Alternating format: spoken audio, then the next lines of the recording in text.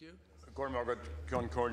Taoiseach, you've just acknowledged that you refused to answer questions here in the Dáil, during leaders' questions and subsequently, on this sell-off of Aer Lingus. What you didn't admit was at the same time you were briefing the media and government TDs about the machinations between your government and IAG. You've also withheld documentation from the Dáil on this crucial strategic issue. You say that you haven't read the NARIS report. You've actually dealt with the Dáil once again in an arrogant and totally unacceptable way. And you did the same thing infamously, Taoiseach, with the Irish water issue and with IBRC. Now, Aer Lingus, as we all know, was a state company built up over decades by Irish workers, taxpayers and citizens. It is a key strategic asset for this island nation, not just the state, but for the entire island, which is both profitable and successful. But Aer Lingus, a symbol of pride and national identity, has been shamefully sabotaged by you and the previous government. In fact, despite their protestations, what you're doing is finishing off Fianna Fáil's work. And the fundamental issue here, Taoiseach, is that control over a key national strategic asset is to be handed over lock, stock and barrel to a multinational. And this company will always put profits and interests of their shareholders and board members before the interests of the Irish economy, the state or our citizens. So any assurances given by IAG about Aer Lingus should be given the same value as the 2011 election promises of Fine Gael and the Labour Party. Once Aer Lingus is gone, it's gone. You say that you've been given guarantees that there will be no outsourcing of jobs and compulsory redundancies at Aer Lingus. Please, thank you. Tommy Cricknahanish. But according to Minister Donoghue, and this is what he says, Mr Kavanagh has also indicated that he does not foresee a likelihood of either compulsory redundancies or non-direct employment under IAG ownership. Does not foresee a likelihood? Is this a legal binding guarantee? And if this is a guarantee, then clearly you, Taoiseach, or Minister Donoghue should not be sent to the shop to buy a bottle of milk. Thank you. Taoiseach. First of all, Deputy Adams, I did not refuse to answer questions yesterday. I said I couldn't answer questions because the government had not concluded its deliberations on what's a very important issue for the country. And there was no government minister briefing anybody or out on any media until after the government made its decision, and would be right and proper. You may have intentions yourself of leaking information before decisions are made. As far as I'm concerned, government is about making decisions and then giving the reasons why those decisions are being made. And as I said yesterday, in answer to questions here, this is in the interest of the people and the country. Now, that's the situation about the questions yesterday. Aer Lingus is not owned by the Irish people, and hasn't been for quite a number of years. They own 25.1% of it. Aer Lingus, under this new proposal, will be registered in Dublin. Its brand image will continue as Aer Lingus. The personnel who work will work for Aer Lingus, and that position will not change, Deputy Adams. Clearly, the Minister for Finance of the day and for future years will now have an influence that the Minister for Finance did not have last week and did not have up until this decision was made yesterday, in that the Minister has a veto and control both over in the disposal of slots and the use of those slots for 7 years ahead. As I pointed out to you, what happened when Aer Lingus decided to move from Shannon to Dublin Was this House in a position to do anything about it? Was the deal done by Fianna Fáil able to prevent that from happening? No, it wasn't. And that change was made without any reference or any influence from the Minister of Finance here representing the Irish government and the Irish people.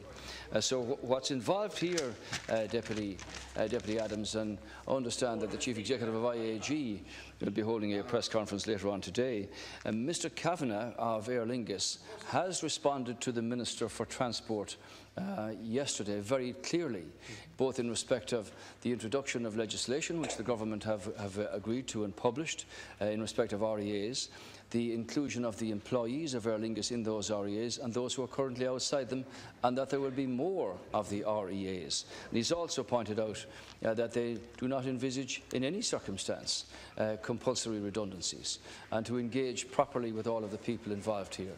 So this is about an opportunity to grow the business of connectivity and economic growth into our country.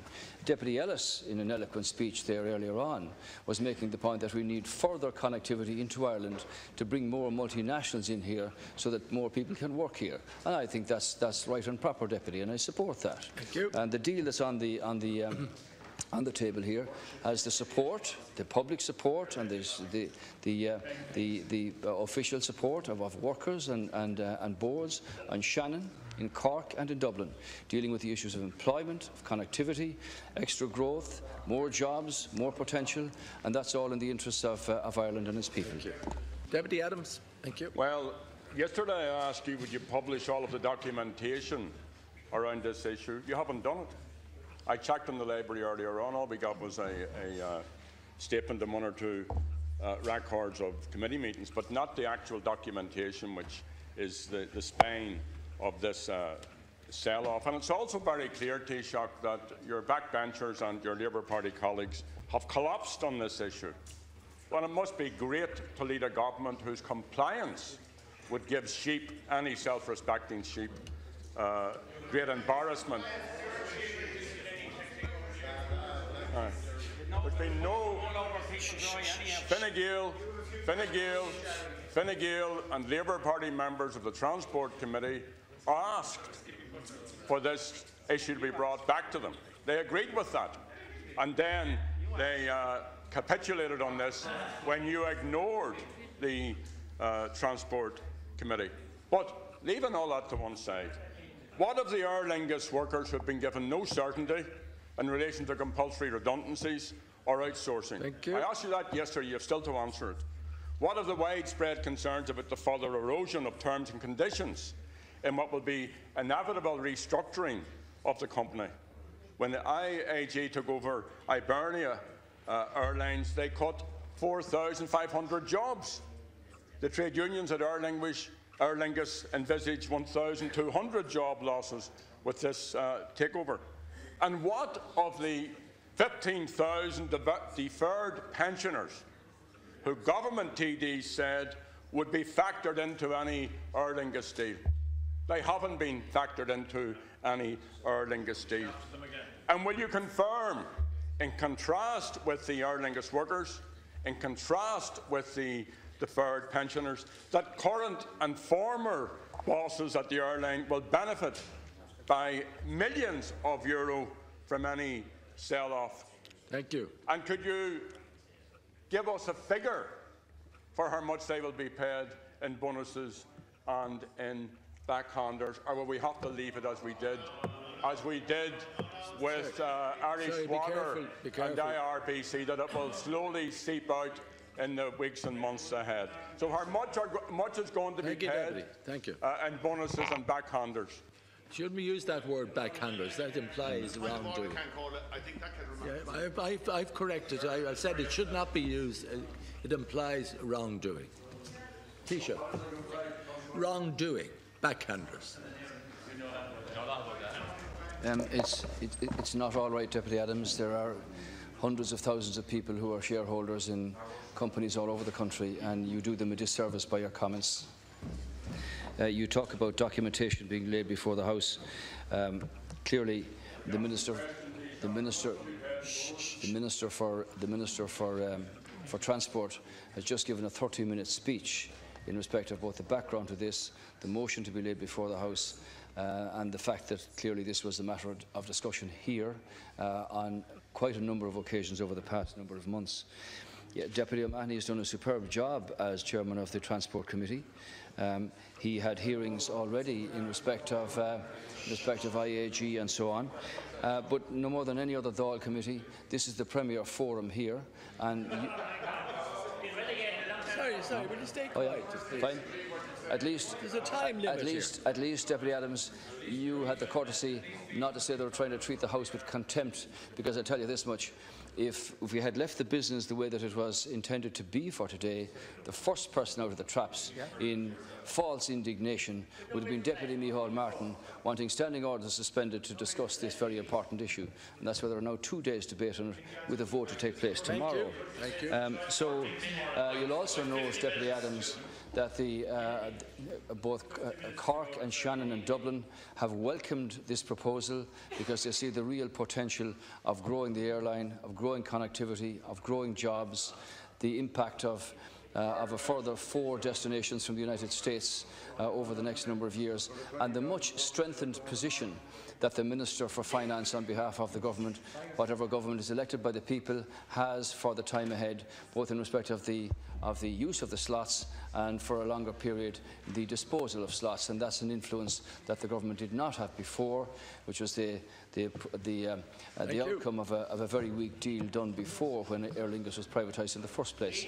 And as I pointed out to you, this House was completely powerless when Aer Lingus decided to shift from Shannon to Belfast. That is not now the case for the future.